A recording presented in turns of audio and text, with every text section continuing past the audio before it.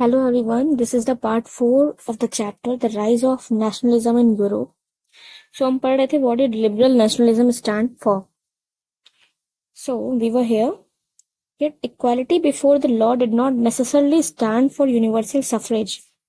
Equality before law का ये मतलब नहीं होता कि हमें universal suffrage मिल जाए. That means हमें right to vote मिल जाए.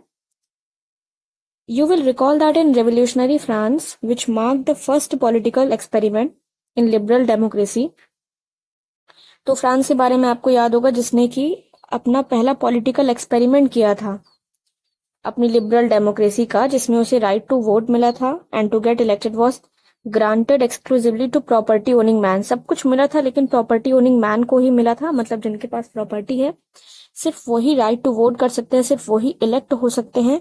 Man without property and all the women were excluded from political rights. तो जिनके पास प्रॉपर्टी नहीं है और सारी की सारी वुमेन्स, मतलब एक कंट्री है जहां पर मेन और वुमेन को पहले अलग किया गया, जिसमें से वुमेन्स को हटा दिया गया और मेन में से उन लोगों को हटाया गया जिनके पास प्रॉपर्टी नहीं है. उन सभी को हटा करके, मीन्स इतना हिस्सा हटा करके बाकी सबको लिया गया कि भाई आप इलेक्ट भी हो सकते हैं, आप ही राइट टू वोट भी कर सकते हैं. मतलब आप ही वोट दो, आप ही इलेक्ट हो. बाकी और इन लोगों को पूछा भी नहीं गया कि इन्हें कैसी कंट्री, मतलब कैसे लीडर चाहिए या ये किसको वोट देना चाहते हैं. कुछ भी नहीं पूछा गया. ना इनसे पूछा गया कि इनके अंदर लीडरशिप क्वालिटी है या ये भी इलेक्ट होना चाहते हैं कि नहीं. ओके, सो उसके बाद है only a brief period under the Jacobins did all adult males enjoy suffrage. तो कुछ छोटे से समय के लिए, जो आपने ऊपर जैकोबिन क्लब का नाम एक बार सुना था इस चैप्टर में, जिसने स्टार्टिंग से इस चैप्टर को एक एक लाइन मेरे साथ अगर पढ़ा हो तो वो समझ सकता है कि जैकोबिन क्लब क्या था. तो जिसने भी जैकोबिन क्लब, थोड़ी टाइम के लिए जो जैकोबिन क्लब था, उस टाइम पे सारे एडल्ट मेल्स को सफरेज मिल गया था, मींस राइट टू वोट का अधिकार मिल चुका था. However, the Napoleonic Code went back to limited suffrage and reduced women to the status of a minor and subject to the authority of fathers and husbands. So केवल कुछ समय तक mails को ये अधिकार मिला था. उसके बाद नेपोलियनिक कोड फिर से इसी चीज पर आया कि भाई लिमिटेड सफरेज मिलेगा, यानी सबको नहीं मिलेगा वोट का अधिकार, और वुमेन को सिर्फ कह दिया गया कि ये माइनर्स है और इनकी जो अथॉरिटी है वो इनके फादर्स या इनके हस्बैंड के पास है. मीन्स जैसा वो चाहेंगे वैसा होगा. Through the 19th and early 20th centuries, women and non propertied men organised opposition movements demanding equal political right. तो ये हमें एक चीज देखने को मिल रहा है कि जो चीजें भी पहले, जो आज हमें मिल रही हैं, हमारी ओन कंट्री की बात अगर करें, जो चीजें हमें इतनी आसानी से आजकल मिल जा रही है, जैसे हम राइट टू वोट की बात करते हैं, हम इक्वालिटी बिफोर लॉ की बात करते हैं, जहां पर सभी वुमेन्स को, सभी मेंस को, चाहे हम रिच हो चाहे पुअर हो, हम सबको अधिकार जो मिले हैं. ये चीजें पहले जब लोगों को नहीं मिली थी तो उन्होंने कई सारे रिवोल्ट्स किए, कई सारे मूवमेंट्स किए, तब जाकर के उन्हें चीजें मिली हैं. Okay, in the economic sphere, liberalism stood for the freedom of markets and the abolition of state-imposed restrictions on the movement of goods and capital. So, अगर इकोनॉमिक स्फीयर की बात करें तो liberalism stood for the freedom of markets and the abolition of state imposed restrictions on the movement of goods and capital. Basically country को हर नजरिए से देखना पड़ेगा. जैसे अगर हमने अभी बात की कि लिबरलिज्म का क्या मतलब है एक नॉर्मल इंसान के लिए, तो उसको फ्रीडम चाहिए, उसको राइट टू वोट चाहिए, उसको इक्वालिटी बिफोर लॉ चाहिए. लेकिन जब हम इकोनॉमिक स्फीयर की बात करें, जहां हम बिजनेस की बात कर रहे हैं, तो मार्केट के लिए हमें फ्रीडम चाहिए कि हमें सारे के सारे जो रिस्ट्रिक्शन मार्केट पे लगे हुए हैं वो सबको हटाना होगा, जो गुड्स और कैपिटल के मूवमेंट पर इधर उधर हो रहे हैं. जैसे मान लीजिए आपको पता चला कि आपके पास कोई एक ऐसा प्रोडक्ट है जो कि आप अपने पास बनाते हैं और दूसरी किसी जगह पर वो चीज वहां पर नहीं बनती है, तो हम वहां पर अपना प्रोडक्ट सेल कर सकते हैं, एक हमें दुगना प्रॉफिट मिल जाएगा. तो ये सारी चीजें तब हो पाती जब हम गुड्स और कैपिटल को इधर उधर मूव करवा सकते. यही कुछ चीजें हैं जो नहीं मिल पाई, जिसके लिए बात की जा रही है कि लिबरलिज्म का हमारे लिए मतलब है कि मार्केट के लिए हमें फ्रीडम चाहिए. During the 19th century this was a strong demand of the emerging middle classes. तो 19th सेंचुरी में मिडिल क्लास थी क्या, बिजनेसमैन, दैट्स वाई उनके ये डिमांड हुआ करते थे कि हमें तो ये चाहिए ही चाहिए. Let's take a example of German speaking region. अगर हम जर्मन स्पीकिंग रीजन का एग्जाम्पल लें, in the first half of 19th century, Napoleon's administrative measures had created out of countless small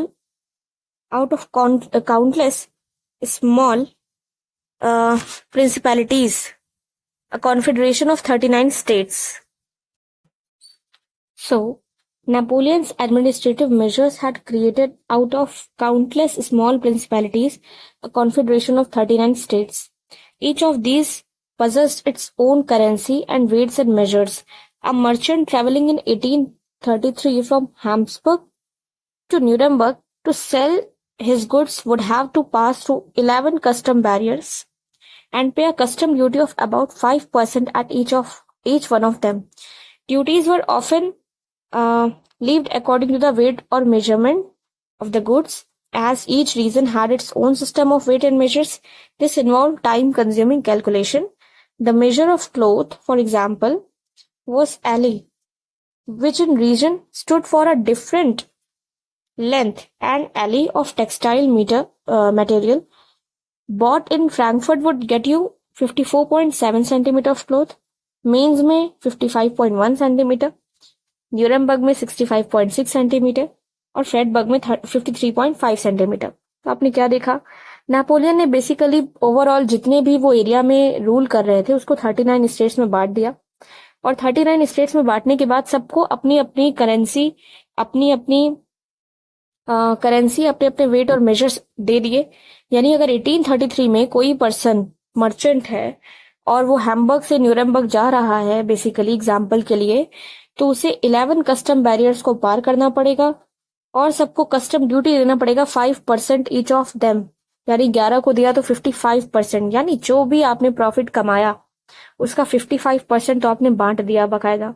duties जो थी वो सब किस अकॉर्डिंग किस अकॉर्डिंग पे करना होता था, जो भी आपने लिया है सामान उसके वेट के अकॉर्डिंग, और जो भी लगेगा सबका अलग अलग लगेगा। मीन्स अपनी अपनी स्टेट का अलग अलग अपनी अपनी करेंसी अपनी अपनी वेट और मेजर्स है।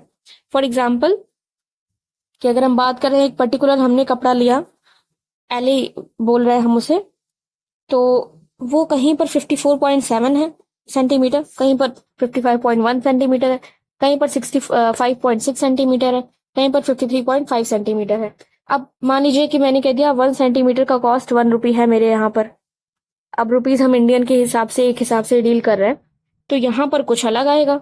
मान लीजिए यहाँ पर ये 1 के बजाय 1.5 हो जाए कि हम 1.5 रुपीज का बेचते हैं, वो भी रुपीज का नहीं, हम मान लीजिए हम पैसे में बेचते हैं 1.5 पैसे लगेंगे, या कुछ भी एक एग्जाम्पल ले रहे हैं।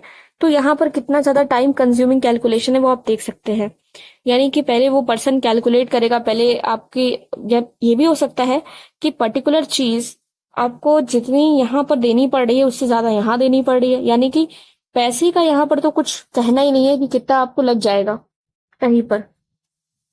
सच conditions were viewed as obstacles to economic exchange and growth by the new commercial classes who argued for the creation of a unified economic territory allowing the unhindered movement of goods, people and capital.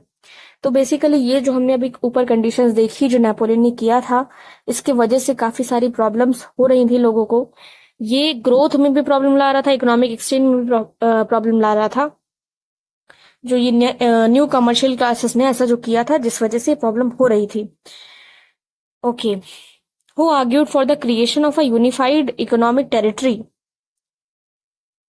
Allowing the unhindered movement of goods, people and capital. अब देखिए middle class लोगों की choice है, वो चाहते हैं कि ये सब चीजें खत्म हो जाए। न्यू कमर्शियल क्लास इस चीज के लिए आर्ग्यू करती है कि हम एक यूनिफाइड इकोनॉमिक टेरिटरी तुम्हें क्यों बनाने दें।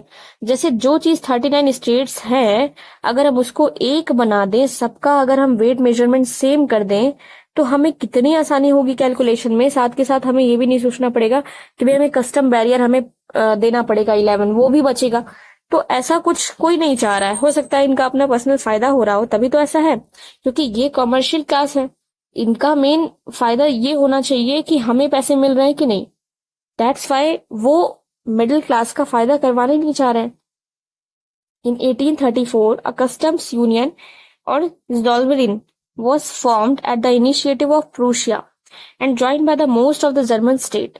तो 1834 में कस्टम यूनियन, एक कस्टम यूनियन है, आपसे पूछ सकते हैं कि जॉल्वेरिन सॉरी क्या था, तो आप बता सकते हैं कि एक प्रकार का कस्टम यूनियन है जो कि was formed at the initiative of Prussia, Prussia के थ्रू बनाया गया, and join by most of the German state, Prussia के थ्रू बनाया गया और कई सारे जर्मन स्टेट ने इसको ज्वाइन किया।